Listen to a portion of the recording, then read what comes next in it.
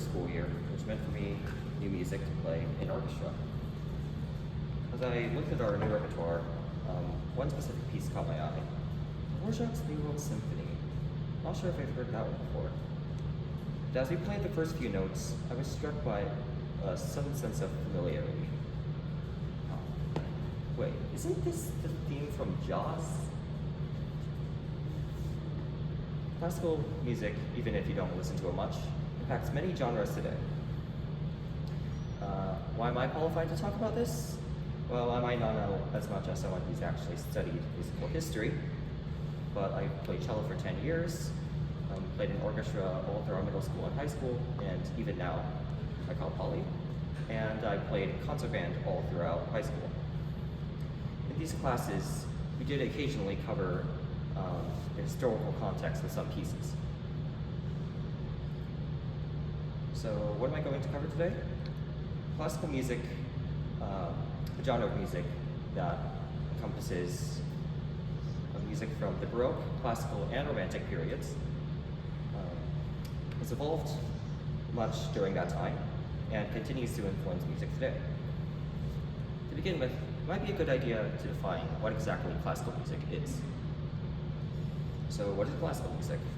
Classical music is sort of a catch-all term for music from the Baroque, classical, and Romantic periods. So how is it exactly different from other genres of music? Well, there's a few different aspects that are different.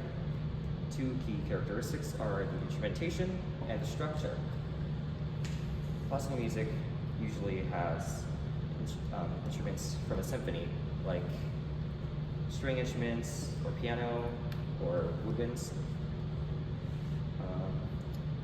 Laura Bevan, a piano teacher with a degree in classical music and pop music, says that classical music is often performed by a full orchestra consisting of various instruments, each with its own unique sound and role to help produce the overall desired result. Now, the other aspect, structure, is also important. According to BBC, composers use structure to shape and give balance to their music. Two examples of this structure are the sonata and the cadenza. So, if classical music includes music from three different periods, does that mean that there's a difference in style in each too? The answer to that is yes. So, beginning with the Baroque period, which lasted from around 1600 to 1750, compared to the previous Renaissance period of music, Baroque music is more structured and had a greater emphasis on instruments in music. According to Four-Color Symphony, if the music of the Renaissance was made of flowing lines of independent voices moving in and out, the Baroque era solidified the relationships between different parts of the music and added much more structure and elegance. So, the next period is the classical period, lasting from around 1750 to 1800. Many famous composers like Mozart and Beethoven are from this period. This period had greater emphasis on elegance in music. Even though this period is relatively short, it had some pretty important contributions, introducing symphony, piano, and string quartet to classical music. The third and final period is the Romantic period, lasting from 1800 to 1900. The Romantic period had a greater emphasis on emotions and personal expression. According to Britannica, musical romanticism was marked by emphasis on originality and individuality, personal emotional expression, and freedom and experimentation of form.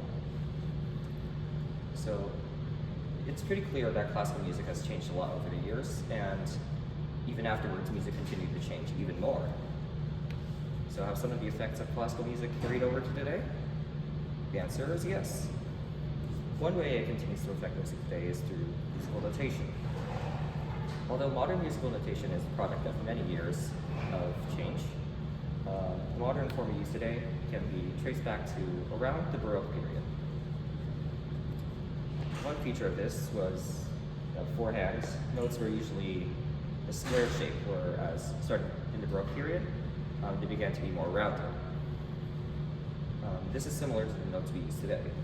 It is also around this time that composers started to put directions about mood and tempo in their music. Now, the other way that that has affected music today is in various genres of music. First of which is the modern form of classical music, contemporary classical music.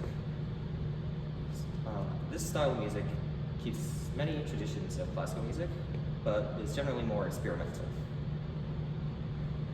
Now, another way that classical music affects music today is that many popular songs today borrow from classical music. One example of this is Memories by Maroon 5. This song borrows the chord progression and parts of the melody from Pocket Bell's Canon in D.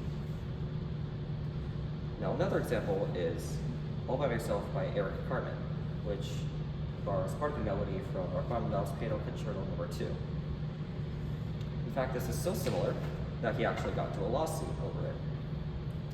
According to Mendenhall Law Firm, after long negotiations, it was decided that 12% of the royalties from All By Myself would be transferred to Sergei Rachmaninoff's estate until the copyright protection expires. Now, another way that classical music influences modern music is through instrumentation. Many songs from today use instrumentation usually associated with classical music. An example of this is Eleanor Rigby by the Beatles, which uses a string octet featuring violins, violas, and cellos. Now, one final example of how classical music affects music today is through film music, which I alluded to earlier in my introduction. One prominent example is the soundtrack of Star Wars. Specifically, John Williams borrows aspects of Christoph Holst's The Planet frequently. Although there are many more examples of how classical music affects music today, through all this, it's pretty clear the great impact classical music has had on our music. So let's review. I started by defining classical music as a collection of music from the Baroque, classical, and Romantic periods. Because of this, classical music has a certain amount of variety. Classical music also affects the music we listen to today through musical notation and by inspiring many modern songs. Now, this isn't to say that you have to listen to classical music.